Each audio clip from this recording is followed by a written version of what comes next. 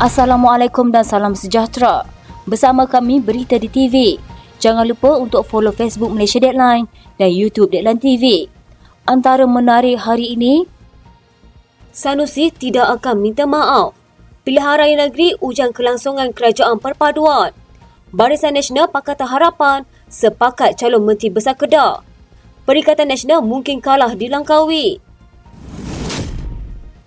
Pemimpin veteran DAP yang juga bekas timbalan Ketua Menteri 2 Pulau Pinang, P. Ramasamy mengumumkan keluar daripada parti itu.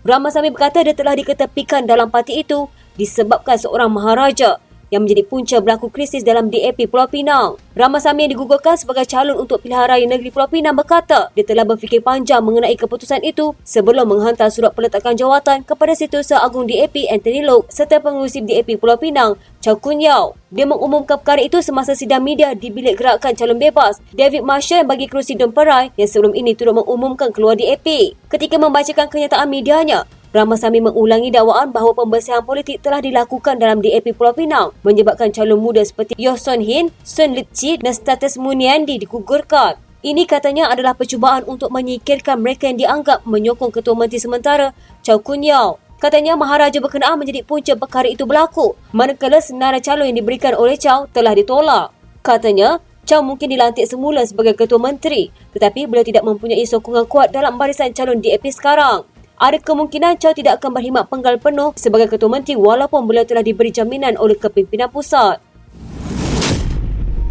Menteri Besar Kedah Datuk Seri Mohamad Sanusi Makno menegaskan tidak akan meminta maaf kepada Tan Sri Vincenten dan Berjaya Lem Berhad susulan kenyataan beliau yang didakwa memfitnah tokoh korporat serta syarikat berkenaan. Katanya tidak akan minta maaf, kes itu masih berkembang dan dokumen sedang diserahkan. Jadi kita tengok sehari dua lagi. Beliau berkata demikian ketika mengulas mengenai tuntutan permohonan maaf secara terbuka yang dikemukakan tokoh korporat itu bersama Berjaya Land ke atasnya. Selain itu, pihak berkenaan turut menuntut pampasan ganti rugi RM200 juta daripada Sanusi susulan dakwaan Menteri Besar itu yang dikatakan membuat kenyataan berunsur fitnah dan tidak benar mengenai projek gerbang maritim Selangor. Mohamad Sanusi dikatakan menyampaikan ucapan berbau politik, fitnah, palsu, tidak berasas dan tanpa bukti bertujuan menggugat Vincenten dan Berjaya Land secara langsung atau tidak langsung berkaitan projek terbabit ketika jelajah Mega Perikatan National Best dan PN Best sayangi Kedah Sejahtera Mega Tour pada 2 Ogos lalu. Dalam perkembangan berasingan, Sanusi yang juga Ketua Pengarah Pilihan Raya PN menganggap Perdana Menteri Datuk Seri Anwar Ibrahim tidak sewajarnya mengumumkan kenaikan kadar skim subsidi harga padi ketika hari pengundian pilihan raya negeri semakin hampir. Katanya tidak patut umum dekat pilihan raya. Kalau tak ada pilihan raya, tak boleh buat ke? Buatlah di luar musim pilihan raya, ini nampak sangat. Dalam pada itu, beliau menasihatkan pengundi terutamanya pesawah yang bakal menerima subsidi itu supaya menerima bantuan kerajaan persekutuan berkenaan namun tetap mengundi PN pada 12 Ogos ini. Beliau berkata langkah itu dilihat sebagai cara menghalalkan bantuan berkenaan atau ia boleh dianggap sebagai rasuah menjelang PRN kali ini. PAS bimbang melihat perkembangan fasa akhir kempen sempena pilihan raya negeri yang menunjukkan beberapa pemimpin dari Pakatan Harapan mula menggunakan kempen diselitkan dengan ugutan atau menakut-nakutkan bukan Melayu terhadap parti itu. Menurut Naib Presiden PAS yang juga Menteri Besar Terengganu, Datuk Seri Dr. Ahmad Samsuri Mokhtar, kenyataan Ahli Parlimen Segambut Hanayo yang memberi ceramah berbau ugutan dan ancaman kepada orang bukan Melayu merupakan satu kenyataan yang salah. Jelas beliau ucapan Hana yang menyatakan usaha menukar Menteri Besar Selangor kepada PAS yang menyingkirkan PH dalam pilihan raya negeri nanti akan jadi satu tindakan menghukum diri sendiri dan hukuman terhadap anak serta cucu. Katanya budaya kempen ugut dan mengacam adalah salah sama sekali dan mengugut keharmonian kaum di Malaysia. Tapi DAP tidak pernah serik. Kempen sebegini mengulangi sekali lagi kempen politik tidak sihat yang dibuat oleh Lim Guan Eng yang mengatakan jika gelombang hijau menang, maka kuil akan dirobohkan. Dr. Samsuri berkata demikian ketika klip tular ucapan Yeo di mana beliau memberi amaran kepada pengundi di Selangor supaya tidak menghukum PH. Ujar Ahmad Samsuri lagi, undang-undang dan peraturan sedia ada merangkumi semua orang sama ada pihak kerajaan yang memerintah atau pembangkang. Katanya, sikap double standard seolah-olah ada dua set peraturan yang berbeza untuk kerajaan dan pembangkang hanya akan membawa Malaysia tercinta ke arah yang bertentangan dengan reformasi. Katanya, saya mengambil kesempatan hari ini mengajak dan menasihati pemimpin politik supaya tidak menggunakan kempen politik yang mengancam seperti ini. Berkempen secara sihat dan matang bagi memastikan keharmonian kaum dapat dikekalkan. Saya juga berharap agar rakyat Malaysia tidak terbeli dengan politik sebegini yang menghina cerdik pandai rakyat dan tidak beradab. Menurut Dr. Samsuri lagi, budaya politik lapuk ini perlu dihentikan. Jelas beliau di bawah pentadbiran PAS Terengganu, Hubungan antara kaum terpelihara secara harmoni dan kebajikan rakyat tanpa mengira agama, bangsa dan warna parti terus terjamin tanpa diskriminasi. Katanya, hak rakyat telah dijamin oleh perlembagaan dan ia juga menjadi tuntutan dalam Islam. Saya mengajak semua pihak untuk menjadikan PRN ini sebagai referendum untuk kita menamatkan budaya politik mengancam dan menakutkan rakyat ini. Pilihan Raya Negeri kali ini jelas menjadi ujian kelangsungan Kerajaan Perpaduan Pakatan Harapan Barisan Nasional yang dipimpin Perdana Menteri Datuk Seri Anwar Ibrahim. Firma Penyelidikan Bebas Ilham Center dalam rumusan kajian tentang tahap penerimaan rakyat terhadap Kerajaan Perpaduan dan Dasar Madani turut mendapati PRN pada 12 Ogos ini akan menguji beberapa perkara termasuk pola pengundian orang Melayu Semenanjung yang dijangka lebih jelas arahnya selepas perubahan pola yang mengejutkan ketika Pilihan Raya Umum ke-15. Kaji selidik lapangan membabitkan 2,416 responden di 6 negeri iaitu Kelantan, Terengganu, Kedah, Pulau Pinang, Selangor dan Negeri Sembilan. Bermula pada 11 hingga 27 Julai 2023 turut memperlihatkan populariti Perdana Menteri, Kerajaan dan Dasar Malaysia Madani berada di tahap yang tinggi bagi negeri-negeri di Takbir Pakatan Harapan.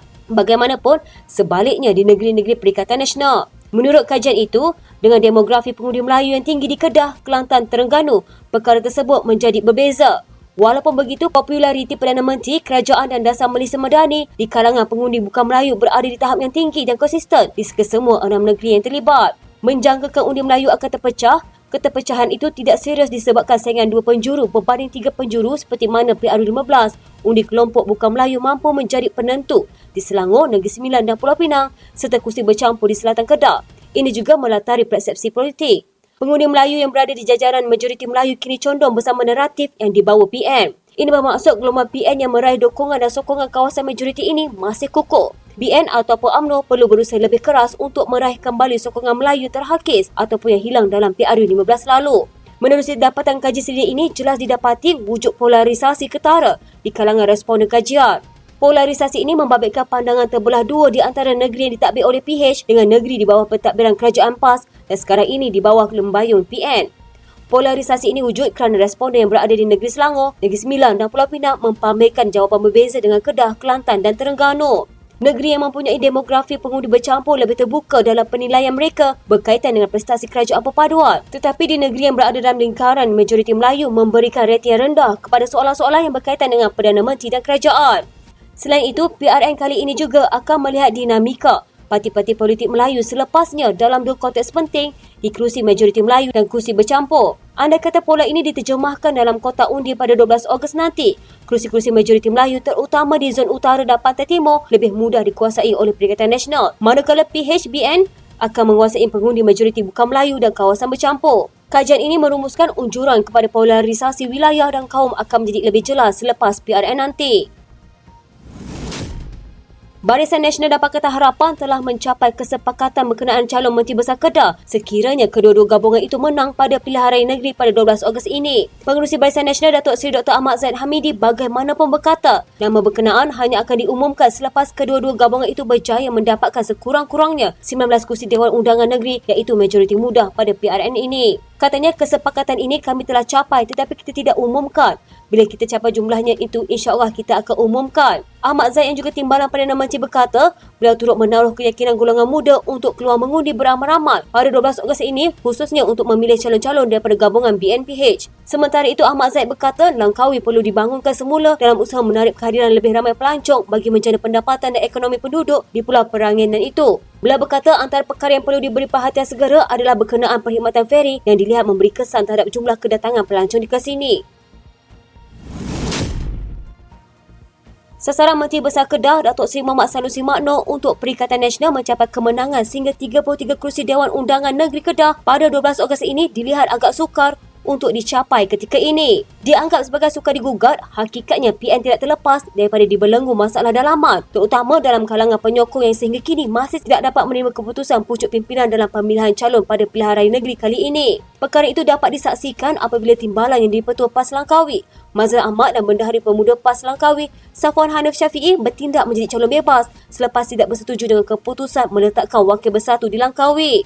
Akhirnya Mazlan menjadi calon bebas di Dun Kuah, manakala Safwan Hanif di Dun Air Hangat, sedangkan dua kawasan itu dianggap sebagai kursi boleh menang PN berdasarkan keputusan Pilihan Raya Umum ke-15 lalu. Keputusan PRU15 menyaksikan calon PN Datuk Muhammad Suhaimi Abdullah menang dengan majoriti 13,518 dalam pertembungan 4 penjuru termasuk menewaskan bekas Perdana Menteri Tun Dr. Mahathir Mohamad. Berikutan tindakan bertanding sebagai calon bebas, Mazlan dan Safwan kemudian diumumkan dipecat dari PAS menyebabkan keadaan bertambah panas di Langkawi sehingga menyebabkan penyokong PM berpecah antara mematuhi arahan parti atau menyokong bekas pimpinan mereka berkenaan. Selain Mazlan, persaingan 3 penjuru di Dong Kuah menyaksikan persaingan membabitkan Ahmad Farid Mahmud, Perikatan Nasional Bersatu dan Ahmad Fauzi Cik, Pakatan Harapan PKR. Di Don Air Hangat pula menyaksikan pertembungan 4 penjuru membabitkan Hisham Suhaili Osman, Barisan Nasional, Samsila Siru, Perikatan Nasional Bersatu dan seorang lagi calon bebas, Zulfadli Muhammad Yusof. Kebimbangan PN berlaku perpecahan undi menyaksikan Setiausaha Agung PAS, Datuk Seri Tauhidin Hassan sendiri terpaksa turun ke Langkawi bagi membuat tawaran kepada Mazlan dan Safwan menarik diri daripada bertanding sebagai balasan keahlian mereka dikembalikan. Bagaimanapun tawaran itu ditolak Mazlan dan Safwan yang mengumumkan sedia bertempur sehingga penghujung, namun Safwan Hanis secara terbuka melakukan sumpah bai'ah akan mengikut kepimpinan Muhammad Sanusi sekiranya diumumkan menang pada 12 Ogos ini. Mengambil peluang ribut yang melanda di dua dron berkenaan, calon PHBN mampu tersenyum lebar kerana situasi ini jelas memberi kelebihan kepada mereka sekiranya penyokong PM bertindak memboikot proses pengundian atau melakukan protes menyokong calon bebas. Hakikatnya, tantangan menyokong PAS itu mampu diredakan sekiranya Muhammad Sanusi sendiri turun ke Langkawi bagi mententeramkan keadaan, sekaligus meminta semua ahli PAS memberikan sokongan kepada calon yang dipilih PN. Pada masa sama, siri pendedahan isu unsur nadi bumi yang didedahkan Menteri Dalam Negeri Datuk Seri Saifuddin Nasution Ismail dilihat turut boleh mengakibatkan sokongan kepada PN, terutama dalam kalangan pengundi atas pagar beralih kepada PHBN. Isu kecurian REE yang berlaku di hutan simpang Bukit Enggan, SIG, antara penghujung dan awal tahun lalu membuktikan wujud kelemahan kepada pentadbiran negeri di bawah Muhammad Sanusi sehingga kegiatan itu boleh berlaku tanpa pemantauan pihak berkuasa. Muhammad Sanusi boleh mendakwa agensi negeri tidak mengetahui mengenai kejadian itu kerana ia berlaku di dalam hutan. Namun hakikatnya penduduk sekitar SIG terutamanya di Kampung Sungai Senam dan Kampung Chong sudah membuat laporan mengenainya sejak tahun lalu lagi. Mereka sendiri menyaksikan bagaimana pergerakan lori, jentera berat, peralatan dan pekerja warga asing keluar masuk selama berbulan-bulan di Bukit Enggang tanpa dilihat agensi penguatkuasaan yang sepatutnya melakukan tugas pemantauan. Bagaimanapun, dengan tempoh kempen PRN tinggal beberapa hari lagi, PN masih dilihat suka digugat dan memiliki kelebihan untuk menang PRN kali ini apabila dijangka terus menguasai kebanyakan dun di kawasan luar bandar serta kerusi mempunyai majoriti pengundi Melayu. Sekian berita hangat pagi di TV pada hari ini. Jangan lupa untuk follow Facebook Malaysia Deadline dan YouTube Deadline TV.